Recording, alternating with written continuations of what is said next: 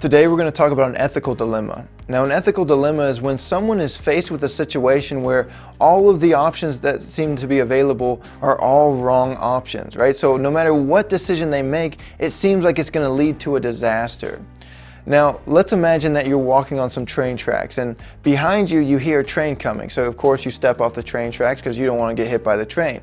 But you look down maybe 100 yards and you see that there's 5 children laying on the railroad. So you start to freak out because you know the train's coming. So you start running towards them in a panic, yelling, "Get off the train tracks, there's a train coming." And they don't seem to be responding, they don't seem to be listening to you, they're just laying there. And you get closer and closer, and as you get closer, you see that they're actually chained down to the railroad and that it's actually locked. Now you're thinking to yourself, oh my goodness, I don't have bolt cutters with me, I don't have a grinder with me, I don't have anything to break these chains on my own. By the time I find something, the train will have already crushed them.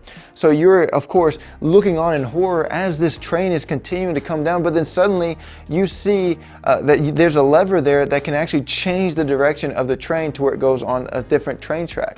Now, of course, as you continue to look down this train tracks, you see that it leads to a dead end that goes off of a cliff. So by changing the direction of the train tracks, you will save the children, but then you'll lead the train off of a cliff where those inside may die. Now there's 2 different ways to look at this, and of course there's more ethical paths that you might take, but these are the 2 that we're going to talk about. There's consequentialism, which deals somewhat towards utilitarianism, and then there is deontology.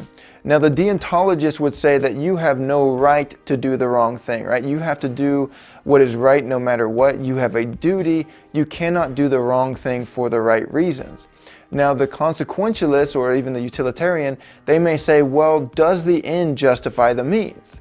So basically you can do the wrong thing for the right reasons as long as the end result is going to be greater than the wrong that you did. So it'll justify it.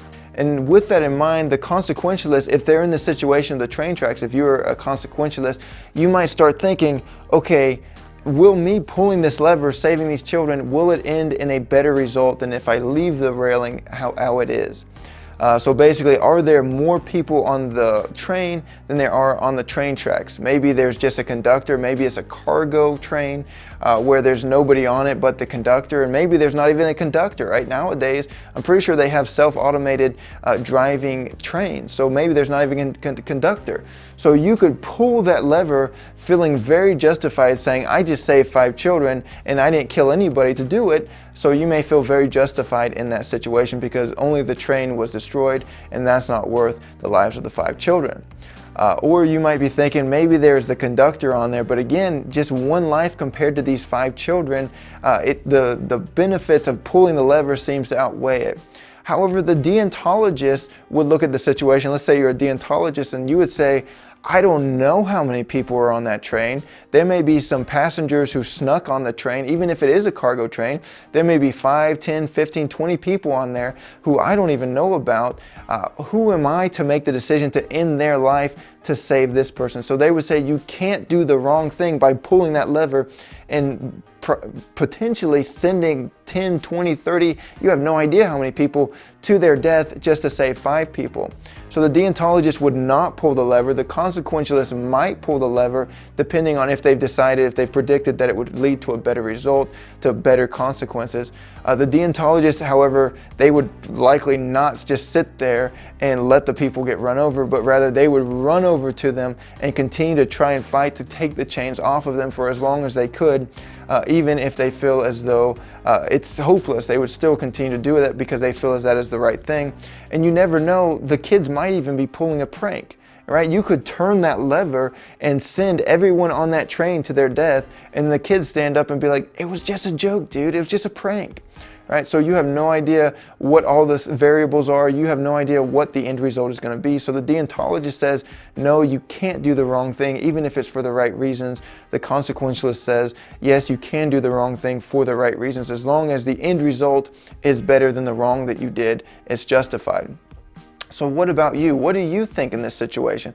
Are you a deontologist where you say, I got to do the right thing even if it may lead to bad results because I don't know what the bad results might be. I just have the option to do the right thing. Or are you the consequentialist that says, if I think that doing the wrong thing will help in the future, then I'll do the wrong thing for the right reasons. And what is a more biblical standpoint on this, right? You might figure out some biblical characters in the Bible who use deontology, where they seem like they're saying, I'm going to do what's right no matter what, such as Daniel and his three friends. When Daniel's three friends, they said, we're not going to worship this idol. We'd rather be thrown in the fire because we're going to do the right thing no matter the consequences. Or do you think the Bible is more consequentialistic? And of course, there are other types of ethical paths to take. These are just the two we're talking about. Which one do you think the Bible is more, where someone did the wrong thing for the right reason, such as Rahab? Rahab lied about the spies' whereabouts, and as a result, the spies were able to live. So Rahab thought to herself, lying is better than letting these people die. So which one is more biblical, and what do you think? Go ahead and leave a comment in the comment section.